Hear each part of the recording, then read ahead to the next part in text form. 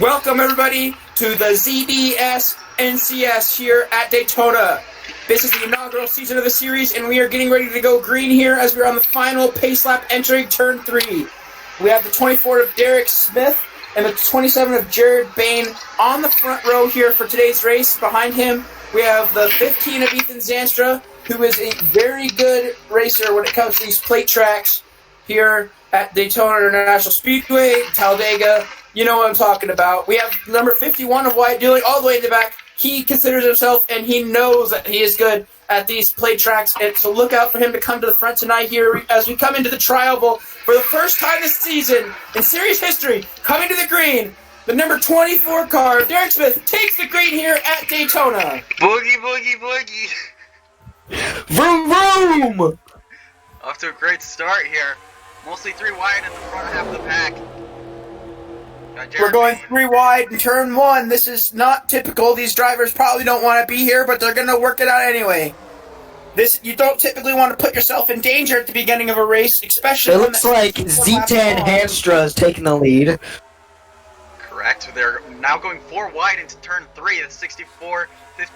Oh, Gabriel Catalan, this 34 is up in the wall back there. We have the 51, just like I said, very good at super speedways, pushing his way all the way to the front already, taking Owen with him. These cars are fighting. They know the 51 is fast here, and they know that he knows how to get to the front, so look out for those cars to try to stick right with him tonight. We got Swift and that 19 trying to get a run on the 51 car. McNichol and the 12 car trying to also do the exact same thing while getting pushed by very peculiar lineup of cars, almost all completely different manufacturers in that lineup, right here. Coming into the preseason, what I saw the most was we don't have very many Toyotas, so the dominant Toyotas you're going to see is the 51 of Wyatt Dooling and that 17 car. They are both extremely fast. They got good engines under the hood. There are other Toyotas here with the likes of the 27 car, and they're all fast, but you're going to see the 17 and the 51, especially the plate tracks, push right to the front here as you see the 51 falling behind here early. He doesn't want to make a lot of risks here. He knows that this is a long race, and he has a lot of time to make a move, so just trying to put himself in a good position as the 44 of Robert Panko gets below him in the turn. It looks like taking the high route there was the more conservative play. Yeah, and speaking of those Toyotas, we have Derek Smith further back there, who's not exactly a plate track powerhouse team, but you definitely want to keep your eye out for the 24 car at other tracks like Sonoma and road courses in general, including super speedways. Not super strong on the short tracks, but that 24 team definitely is one to look out for elsewhere. Always, you know, they're there on super speedways, but you don't see them running up front with other drivers like the 51, as you mentioned. Getting real swirly up here. We got a lot of drivers. They're just trying to get to the front here. They're laying blocks because they know if they're out front, or Owen is, that they're not going to be in the wreck unless, obviously, they're the one that causes it. So, what I notice here, though, is that we have a lot of people trying to stay in line here. They're using the draft up very well, trying to save that fuel going down. And as driving experience has shown me, that's the number one thing you can do here is when you save this amount of gas that you have and you save those tires, it'll really help you in the end of the long run, because the one thing that we don't know about this series, the biggest unknown of this whole race, is what is the run's going to be like. We don't know if we're going to go 8 laps. We don't know if we're going to go 20 laps. And that's really going to play out here, whether it's going to be a long run car or short run car, because depending on the setups of these cars, some cars be better in the long run, some cars be better in the short run, and it's just how it works here. And you're going to see a lot of drivers look for opportunities to get back to the front, especially in the long run. They're going to start getting anxious, and they got it there, especially if pit strategy comes into play. That's a great point you make there. We have never seen a package like this before at a plate track, and we don't really know what to expect in terms of fuel windows or tire windows or when pit stops are going to be in general. We're just now crossing into the 7th lap of the race so far. Everyone's still maintaining about the same speed as they were before, except for those who have fallen out of the draft. But most of those who are still managing to keep up have been really consistent in their speed. A casual 241 miles per hour. Yeah, these guys are flying. Although, one thing you may notice is they're a lot faster in 3 and 4 than they are in 1 and 2, sorry. Oh, and the 69 car brushes the wall and he saves it. That 69 car is in pretty good shape still. We saw the 34 getting the wall earlier as well. They're next to each other. You can see the damage on the side of that 34 car. That may play a bit of a negative role in the 34 car's race throughout today. 100% for sure. One of these things at plate tracks, it is your worst enemy is damage. Your aerodynamics are ruined. You will not have anywhere near the speed that you had at the beginning of the race with no damage. Coming out of turn 4 here, I do notice that one team that I've seen is very strong is Stuart Haas Racing. We got Clint Boyer pushing his way up to the front, and Kevin Harvick just now falling back. The Fords are looking very strong, and they normally are here at the Super Speedways here. As Ethan Zanstra, one of our Super Speedway aces here, is now just staying behind the 4 car. One of the things you'll notice is Ethan Zanstra and Wyatt Dooling are what we've noticed as the best Super Speedway racers we have here. They're both taking very different strategies. Ethan seems to be pulling back, just sitting back, waiting for his chance to pounce into the lead, and Wyatt is pushing right now. He wants to get out front. So it's going to be really interesting to see how it go. Come here to, I believe, lap 10. And the race is going to change a lot, and I'm just really excited to see how this is going to go. Yes, sir. The 15 car usually, we'll see, stays in the back and then doesn't start to stretch its legs until after the big one. And that's a strategy the 15 car uses a ton, is just hanging back until last second and then just gunning for it after everybody's already out of the race. The big one is another big topic that we haven't discussed yet. It's not a matter of when it happens. It's not a matter of if it happens. It's a matter of when it happens. And the biggest risk you could take by staying in the back of the field is going through that big one. That's exactly why you'll see people like Wyatt Dooling want to go up front, and that's likely the reason he's pushing. He doesn't want to have anything to do with that wreck. He doesn't want to see it. He doesn't want to be in it. He doesn't want to have to deal with it. He doesn't want it to be on his mind. As he's falling back here on the high line. What I'm noticing right now is this high line is nowhere near as good as the bottom line. You're going to have to get a lot of cars onto the top line to get that going. And you'll notice... in our practice sessions here at Daytona, we've noticed some drivers that ran it really strong the whole race, and then when the big one came, they just ruined it, and then someone would jump up like Ethan Zanstra's strategy. Yeah, one thing I'm noticing here is that most of the guys further back in this front pack here are all single file, and the rest of the guys who are in fact fast enough to get up closer towards the front aren't able to quite get there because there's all of those cars already on the bottom line. So they have to go up higher to try to get past them, but the higher lanes just aren't fast enough, and they can't get past them. So I think that's exactly why they're all bunched up like that right there. You saw it there for a minute, the 17 car pushing up to the front. Whoa! And then go back. Oh, what? Doing down the track? Almost a collision there. I wonder if he got loose or not. I don't exactly know. That's scary. I don't think he has any damage. I don't see any. So, and I don't see anyone else damaged, so we might have avoided a huge incident there. That's exactly how the big one happens. It doesn't matter if you're an ace or a vet or a rookie here. We just saw it out of the turns. You can get extremely loose. It happens here. It's just part of racing here, and it's inevitable. You have to be ready at any moment for this car to switch lanes on you, especially when you're going as fast as they're going right now. Yeah, just all I saw was that 3 cars. Connor did Costa just shoot way low after watching some guys get into the wall, and I just held my breath. I thought we were going to see a huge wreck on lap 14. Haven't even been racing for that long, although we are about a quarter of the way through the race. Jared Bain is your current leader. One thing that I noticed right there, and I think that might have been what caused it, is that 14 car was going way high out of the corners. He looks to be tight right now, and he might have hit that 51 as we're coming down pit road right now. Kidding. We had no idea this was going to happen. Many cars down pit road. I have no idea who stayed out, but this is going to be a very, very interesting strategy here.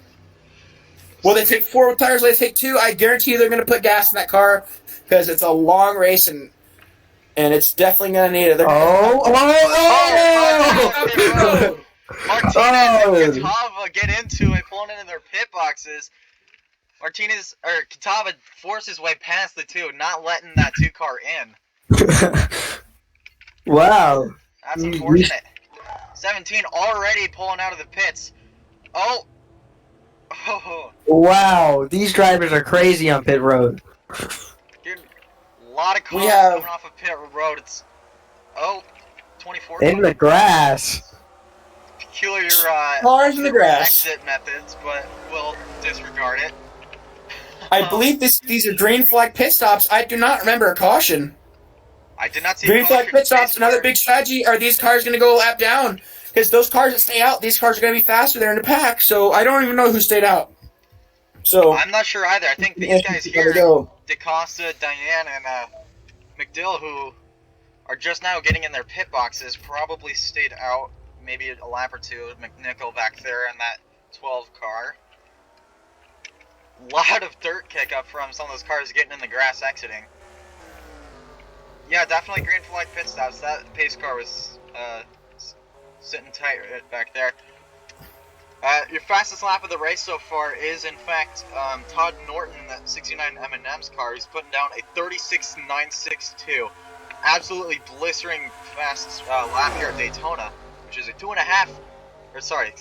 mile super speedway, which that's an absurd time to cover that distance. Going the likes here of 235 miles an hour. Plus, I've seen him hit 245 in a pack.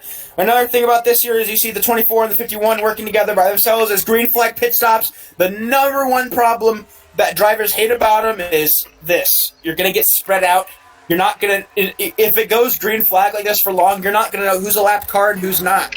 So you just kind of have to ride it out, and a lot of these drivers are going to be praying and hoping for a caution now because they're going to want to get back together. Yes, sir. Go ahead. Your current leader is Owen McDill, getting run down by the 15 and the 27. Baines, Zanstra, trying to work together. Got interesting lineup here, all different manufacturers again. Catava making quite the comeback after that damage early in the race, up to 4th place. Seems they've got the right side of that car repaired very well. It's running super well. Yeah, I can almost guarantee you that was the number one thing that they addressed on pit road was that damage, because they know that was going to pose a big strategy. And the number one thing that I've noticed so far here is the Dodges, the 27 and I believe the 79 are the only 2 Dodges in the field. The 27's in 3rd place now. He's making a strong push to the front with those Hemi engines under the hood. So Andy's a rookie here, so it's going to be really interesting to see which manufacturer can pull out on top. Because right now we've seen Owen McDill leading almost every single lap of this race. He seems to be the dominant one, with drivers like Wyatt Dooling, who we have figured would be way up front, just aren't right now. So is that strategy? Is that just how it's working out, or is they not having a good night? Who knows? The 27 car falls off just a little bit here onto the front. Ethan Zancha looks like he's just playing it safe right here. He's just going to ride around, save that gas, because another thing about these super speed races is the leader is always at a disadvantage, especially on the last lap. But this isn't the last lap. The biggest disadvantage that the leader has is fuel mileage. You're out front, you're burning more gas than everyone else, because Ethan behind him can lift off a little bit, and that draft will keep him right at that back bumper. So that 64 car is going to have to pull back at some point to save gas, or car coming up, he's going to have to pit. And I'm sure he doesn't want to. Let's see, Owen McDill in that 64 car may be coming up to a lap car, as you just said. Not super sure though. Not the best camera angles at the moment. Yeah. Speaking of the other Dodge, there's your other lap car, the 79 car of Baker. They're just getting in the way. Oh, we have him going around it there. Ethan's losing time. He's going to block the 15 car. We've seen this a lot in our test sessions here at Daytona. Lapped cars just getting in the way because they won't move. That 79 car, funded from Valvoline, doesn't look like he's having a very good night. Damage or whatever, I have no idea, but he definitely looked like teammate help right there, letting that 27 get in front of the 15. That's going to allow the 64 of Owen McDill to get out front. But with this 2-car pack, they're definitely going to hunt him down. He's not going to be out there for very much longer.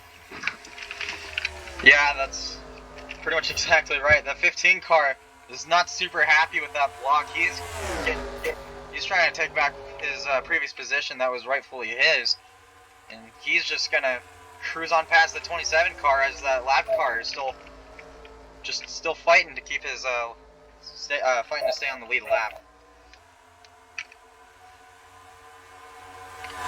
Flying out of turn 4 here into the trial with the 15 and the 27 caught right back up to the 64 bumper, just like I said they would. And looks like the 15 might be trying to make a move here into turn 1. He's peeking to the bottom. You know, he's just going to stay in line here. You can tell the 15 is peeking here. He's looking right at the bottom there. He's trying to get out there. He's trying to get the lead. He wants some of those laps lead points, if you know what I mean. Points mean everything at coming to the end. But it's just the beginning of the season, so we're obviously going to have a lot more time to get those things ready to go. Like, he's going to have more time to get points, but you can obviously tell that he wants them right now as we have more of the pack catching up here. I believe that's the number 2 car, the purple car.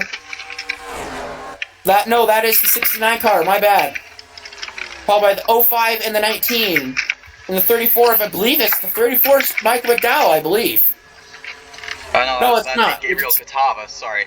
And taking over looks like the 34 charter got sold. I am incorrect. My apologies. 69 car pushing, the 27 car falling back. The 27 car also could be strategically falling back to go grab that 69 car. Is trying to bring him to the front. And they're colliding into the tri-oval. Wow. They banged bumpers there. 69 car all the way down the track, getting into the inside of that 27 car. They thought they were friends, but apparently not. They're going to bring that 05 car with them on the bottom. The 27 car is going to get sorted out on the high line because everyone went to the bottom line, and he's going to be pulling back here on the straightaway. But the 05 is going to clear the 27 car and get in line with the 64 or 15 and the 69. Interesting change of events here, as I thought that those cars, the cars in the front, were a lot farther ahead of cars in the back than I thought. But and we're going to see them try to sort out. Oh, Ethan goes high.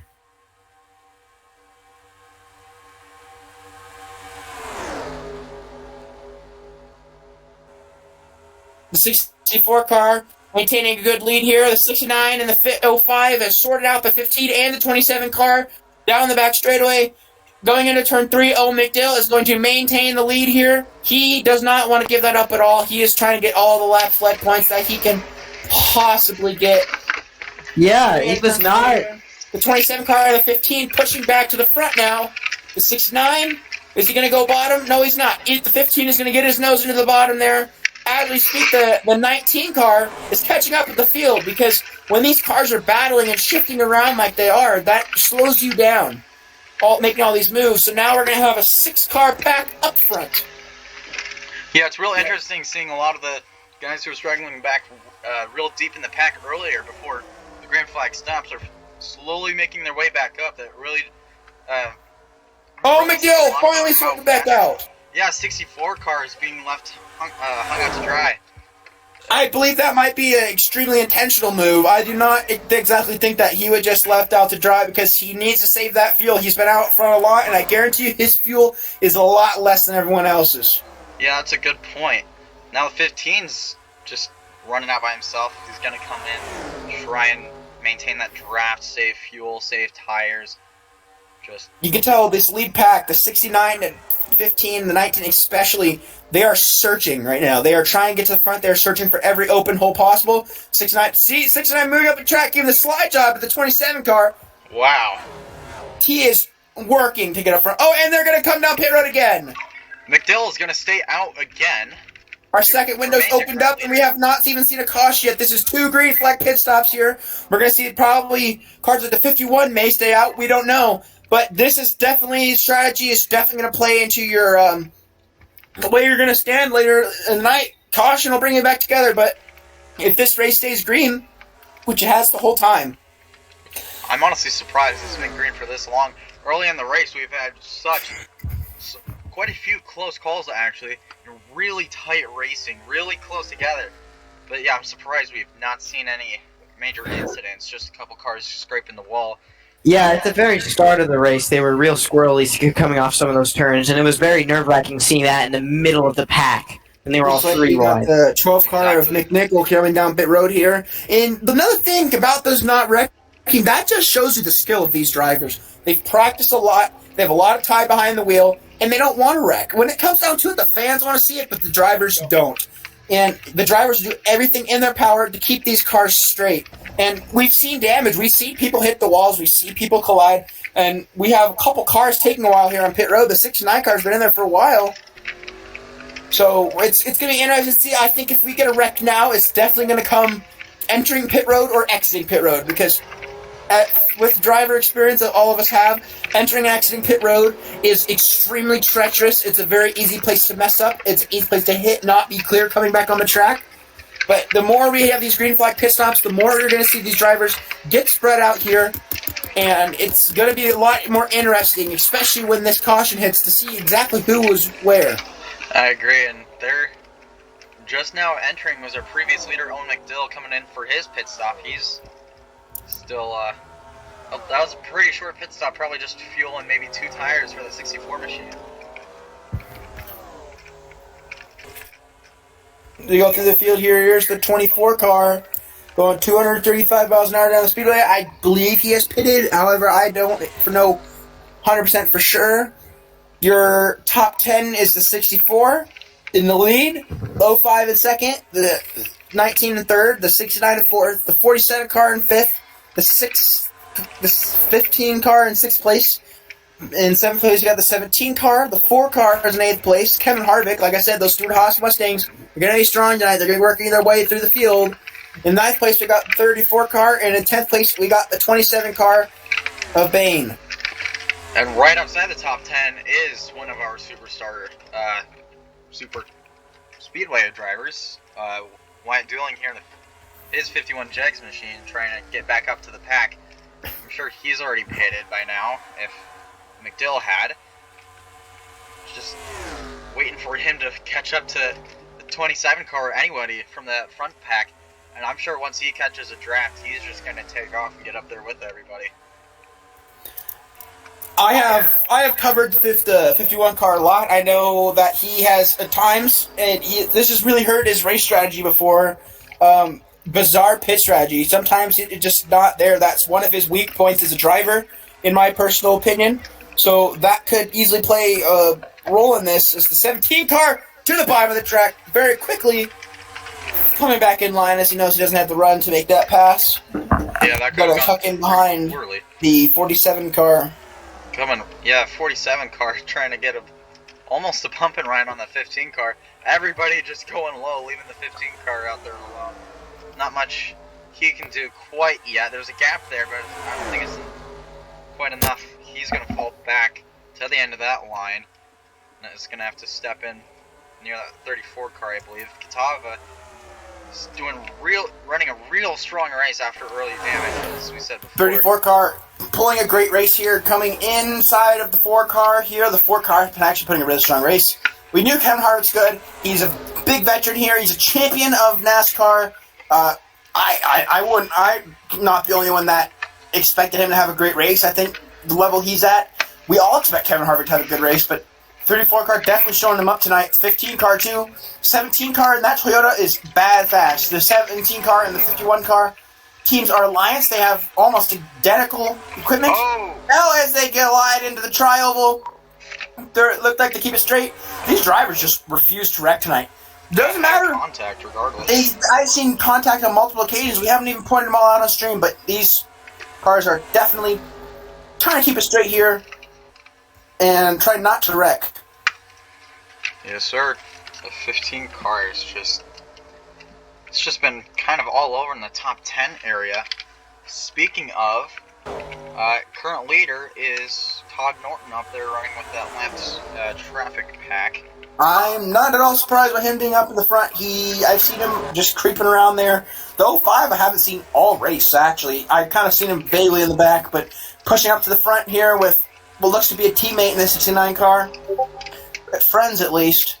As we see the shuffling going on here, the 26 car being shuffled to the back. That Doritos car, we know he has a good sponsorship, but being a newer driver, it's been a question to see. We've seen the 26 car struggle at super speedways in the past, but he's having a so-so night tonight. He's lapped cars, so he just gonna hope to maybe make up some ground in a later race. But as you see, everyone shifted the bottom at the same time. That was quick. Drafting right there. One person goes down, everyone that can follows. Stay in line, gotta get that speed, gotta save that gas, like I said all night, and I cannot stress it enough. The draft is your most important part of the entire race. Without it, you'll lose. With it, you could be in trouble. It's all about how you manage that draft, and especially the pit strategy. Being green as long as we have, we've been green for a long time, 37 laps straight. We have not had one caution tonight, which is absolutely insane. Did we have a caution-free race the first race soon? I don't know. Maybe. That'd be great. Having this many green pit stops, I said really early in the stream, strategy is going to be important, but I did not think strategy would be this important. If I'm a driver right now, I'm thinking in the back of my mind, hopefully there's caution. I think there will be, but there hasn't been a caution right now, so in 38 laps, so I'm going to plan on there not being caution the whole race. So we are just going to have to wait and see. The longer it goes, I think the more stressed these drivers will be about their position and where they are, because they definitely want to put themselves in a position to win, and when they're this spread out, it's definitely hard. Yeah, and one thing you'll notice is, like you said, strategy is super important this race. A lot more than you usually see, because these cars are so fast, and these lap times are just getting quicker and quicker. And because pit road is so long, your pit stops are going to take longer than some intermediate tracks that would have similar lap times, like Charlotte. Because, yeah, most of these cars that are pitting before most of the other cars do seem to be taking the right strategy here, as they're pretty much all making up the top 10. Very unorthodox method from the lap cars. Typically, the series will throw out a blue flag, which is telling these lap cars to get the heck out of the way. Let the leaders go by. What we see there, that did not happen at all. The 69 car got absolutely destroyed by a slow car, and that's another thing about super speed racing is runs. Drafting, especially the super speed tracks in this package that we have, this is a unique package that no other series runs. This is extremely high speed, extremely high downforce, high power. These cars get huge runs on each other, but when you get a slow car in front of you like the 69 did there, your run is gone. You have to lift so you don't hit them, because if you hit them, there's a wreck. And as much as these drivers are probably on the radio saying, get the heck out of the way, but it's just how it works. The 69 car had to lift, run was killed by it, so you really got to be careful. That's why you got to be careful with your moves. You could go up the track, think that's the way to go, and then lose time. You can be the fastest car out there with the most engine power. As we see more cars come down pit road here, more green flag pit stops, the third time tonight. Those leaders are now pitting. More cars just getting a little low on the apron coming out of the pits there. Do you ever just break a Pringles can? I can say I have, actually. It's completely off topic, however. Speaking of the actual topic at hand, which would be our current our third round of green flag pit stops. And I believe Todd Norton, the leader, is in. The longer this race goes green, the more pit stops we'll have. Every pit stop gets more increasingly important as the race goes on. This will make or break your race here. Especially coming to the end, my calculation has it that we are going to have to maybe pit again right near the end of the race. However, I don't think we will. This is how you win a super speedway race, especially one that goes green like this. I've rarely seen a race that goes green for this long. You will see it in some pro series like this one. Apparently is pro series now because we don't wreck. Good for us. Anyway, it's super important. I cannot stress it enough. These drivers know it. The announcers know it. The fans need to know it too.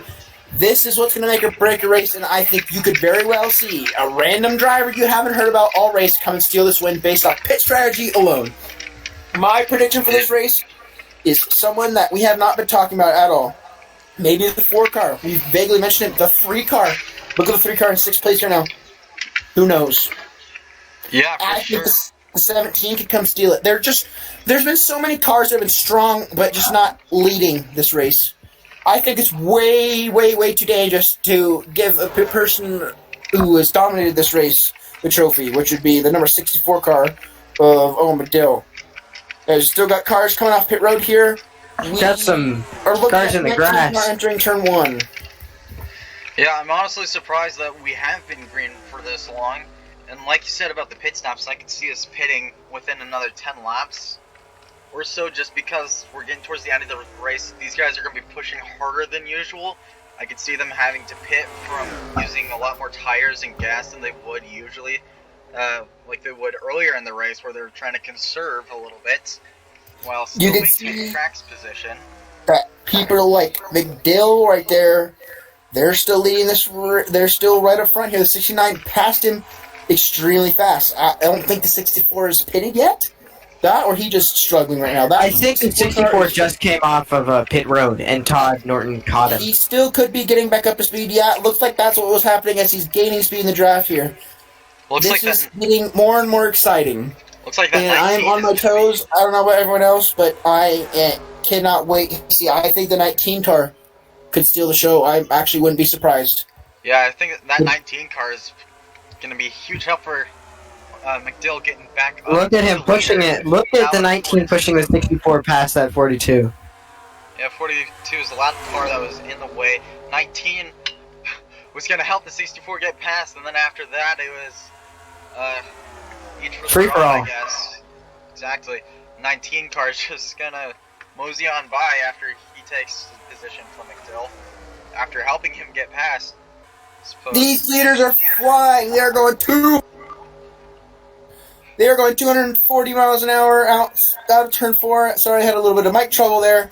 But lap cars are coming into play, but these cars are flying. They have a 4-second lead on the 34, and the 34 has like a 4-second lead on the person behind him. So these cars are running away with it. They don't want there to be a wreck. The top 3 cars do not want a wreck. Everyone else in the field wants a wreck.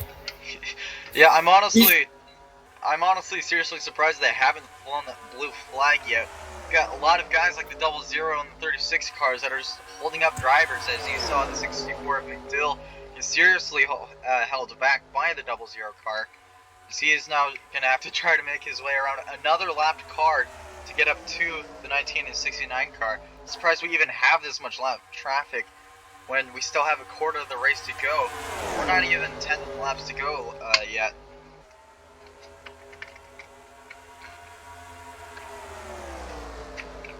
Certainly getting there, though. Austin Swift, I believe, is your current leader. Wait for the leaderboard to update there. Our apologies. And that Octane Gain Piston Cup inspired Camaro being run down by the 69 of Norton, who's been up front all day as the 64 car. 19 car didn't really start stretching his legs until about 10-20 laps ago. I fear that what I'm seeing right now is the 64 car was with ease leading this race. Everyone else wasn't really trying. That 64 car was pushing. Maybe the reason he dominated this race so far was because he was pushing and everyone else wasn't. That could truly be a reason. He's still keeping up, and I wouldn't count him out. But you're seeing the 64 car have his first struggles of the entire race. It's gone his way, textbook his way. I think this race has gone better than what that team thought it was going to be today. And they are just trying to capitalize on it. It looks like they're having a little bit of problems here. These cars are really pushing now. But look what's happening in the back of the field. The 9th and 10th place, the 51 and the 15 have got together. These two cars work fantastic together. They are very good friends at the track. That's why they have the 51 and the 15. The corresponding numbers. They're not teammates, but with team sponsors or manufacturers. But they're definitely going to work together, and the field does not want this to happen because they will definitely start gaining some time as they get together. That's and it's going to be a dangerous combo. Now I've got two draft tandems here, it seems. 12 and the 3 are just trying to do what they can to get past the 15 and 51 car in an attempt to get some track position in these last coming laps, as we are now 13 to go. 51 of 64 laps. Of 3 wide, gonna go into 3. No longer 3 wide, but that 12 car, it's been pushing really hard all day. Probably not the best car for Super Speedway, as they haven't been heavily prevalent, but McNichol and her team have put together a good enough race car to run top 10 or just outside of the top 10 pretty much all day, which is definitely nothing to laugh at. Yeah, they've been very aggressive. They've run up front. They've definitely made themselves known. And the one thing that is going to start coming in, I've seen people getting progressively more aggressive, especially in the front of the pack, where the 64, the 19, everyone is. So it's definitely going to be interesting to see here as they are flying extremely fast. You're seeing the 51, the 15 trying to get back together. That's where they want to be. They're just going to play it safe here. You see the 51 looks like he's trying to get in front of the 15 car. They're just going to play it safe here. They're going to go together, and they're going to see how this goes, especially coming into 10 to go. That'll be this time around. And 10 laps to go here. We have not seen a caution. I don't think that we're going to see a caution. However, we could. The 51 could bump the 3 a little too hard, send him spinning. I wouldn't be surprised if there is one. And I will not be surprised if there isn't one. This is a unique race. You don't see a race like this very often, and I guarantee you, wherever we go next week is going to be a completely different race. So this is going to be a lot different than what you're going to see all season, and I think a lot of drivers know that this is a track that they have an advantage on. I know the 51 knows it.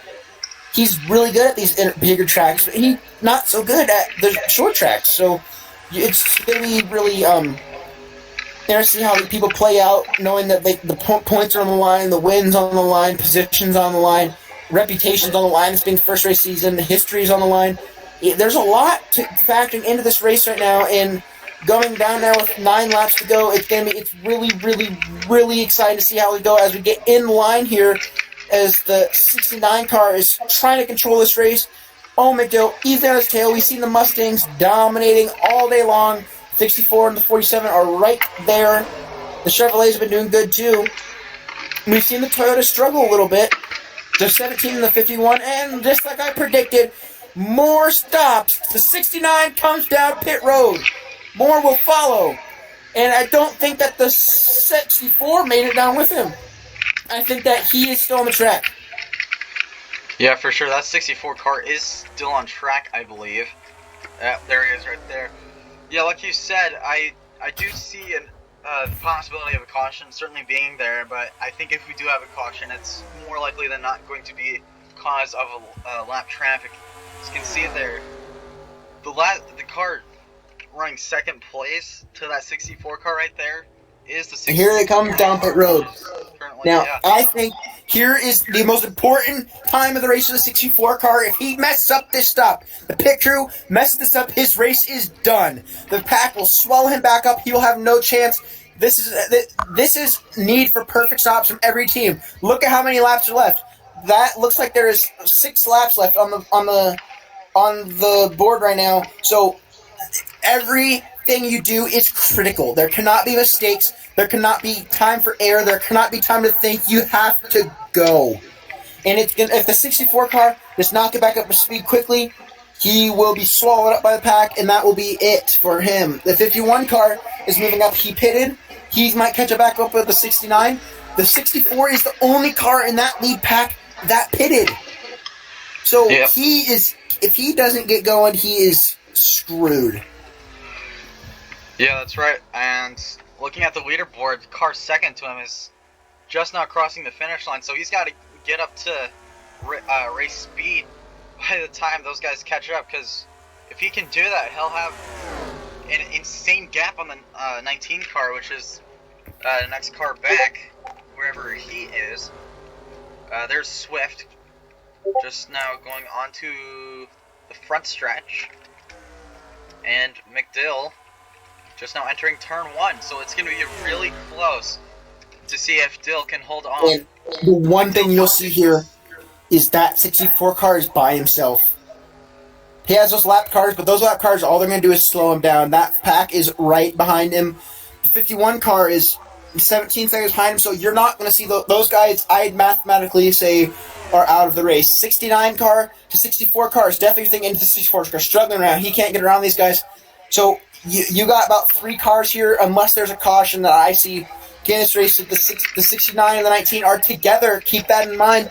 Those two are, like I said earlier in the race, 2 are faster than 1, especially when lap cars slowing you down right here. So I think if we see anything right here, as they have contact, they're both racing. In my personal opinion, this is not the time to race each other like this. You need to get in a line, you need to go to the front, you can race when you get there. If at this pace, if they catch him, it's going to be right at the line. McDill has nothing right now that he can do except for hit his marks and drive as cleanly and as perfectly as he can, manage lap traffic well. This is the perfect scenario for the 64 car. He just has to stay calm, know that those guys are still about 6.5 seconds back, so just stay calm. And if he keeps calm, these next 4 laps will play out, and the 64 could possibly be the winner of this race. Yeah, it's 4 to go, and 64 car is almost a 6.5 second lead over second place. Now, like you said, 2 cars working together will be a lot quicker, and these 69 and the 19 have to decide: are they going to work together, or are they going to continue to fight for track position as they have been? Although it seems they've been kind of going back and forth, so it's going to be real interesting and tight to see if they're going to be able to catch that much ground in 3 laps now, as the 64 car just seems to be walking away with it. Let's go on board here with the 64. I don't think there's anyone remotely near him. Even in front of him, I don't think anyone's near him. The biggest problem I see, even if there's no time, I think the 64 car is going to have this unless he really screws up. There's no one in front of him, though, so he's not going to get a draft off anybody. He just has to fly around this track in that iRacing number 64 Ford Mustang, and hopefully those guys don't catch up. I don't see it coming around here, but we have 3 laps to go. He just has to ride it around, and if those cars somehow end up going Mach 7 with their hair on fire, they just need to get around those lap cars and get them. But the longer we go, and these 2 and 3 positions, the second and third position are gaining ground, but just I don't see it anymore. I don't think they have time. Not with 2 They to have go. power, but they don't have enough power. Exactly right. That's the real interesting camera view, the pace car. That's true. That was. There he is. He's been very dormant tonight. We haven't needed him at all. I bet the driver's just sitting there with a nice drink, just like with his feet up on the dash, like, are they gonna need me? Yeah. Looks like we are going to get our first green flag, full green race of the season, or actually of our first race ever. So, the 64 car looking to be the winner of this race, and he could easily wreck here. These lap cars look to be faster than him. He doesn't look like he's moving that well, but coming around, this looks to be the final lap. White flag is out. Sponsored by Snowman Studios here, as the 64 is just going to have to ride it around here. And That's unaffiliated with Frosty the Snowman Credit Union. True. That's correct. We want to Unaffiliated. clarify that is not the case. Now, the 64 car is on old tires, and it's perfectly fitting that the 64 car is leading as much as he is right now, as he's coming up to the front stretch. And the 64 car entering the trial the 64 car will take the checkered flag at Daytona. Perfectly fitting victor at this track. 64 car leads pretty much every lap of this 64 lap event. Very fitting to have McDill as our winner. This is his first race in the ZDS NCS. Correct. There. This is a lot of... Now, you'll notice that there are yellow stripes on a lot of the rear bumpers on these cars. Exactly all 3 of them here. These are all rookie stripes.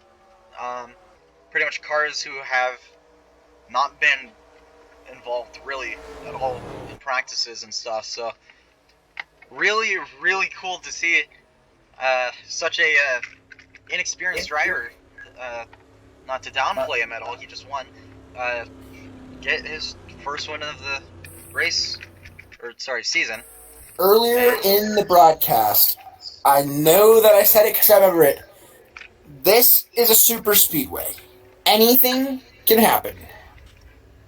The drivers you think are going to do good might not do good, and the drivers you think are going to suck will do good. I'm not saying we said the 64 was going to suck. We knew he'd be good, but look at the 51, the 15. They had a decent race. They finished top 10, and that's ultimately where you kind of want to be at the end of the race. But we thought those 51 and the 15 would be door-to-door coming to the line at the end of the race. Oh, boy, we were wrong. We didn't think the 19 was going to be up front at all, but he was. The 17 car, we didn't even talk about him in the offseason, and look what he is. He's showing us that he's here. He's showing us he can do it. I'm so excited for wherever we're going next week. It's going to be a completely different ballpark, and I'm just no words can express how good that race was. We had an all-green race, which just shows the talent of these drivers. Yeah, let's go ahead and take a look at our finishing lineup. You'll see we only have 19 cars on the lead lap. Those green flag pit stops really killed the rest of the field. It's really, really surprised to see an all-green race at Daytona. That's almost never happened. We might have to start implementing. Well, maybe. You know, you put a little grease on the tires, you know. So kind of fitting that the iRacing car won then. Yeah, 64 car wins the 64 lap event, and it's an iRacing car. So 64 car with a 64 lap event. Maybe we put the 51 laps the next race. Maybe our man 51 car can get it down. Maybe we'll have a 4-lap shootout somewhere. Maybe Harvick will. Kevin Harvick, maybe you can come find a win, yeah. Or even we'll just run a single lap at Bristol, and we'll put Kurt Busch on the pole. Don't ask how we're gonna get that. Or we get. What about the zero car? How are we gonna do the zero car? Oh, he'll just win. We're just gonna give him a free win. No, we're gonna have all the cars out. We're gonna make them run all of their pace laps, and then we're gonna run a green checker as soon as they come. That's how we're gonna go about that.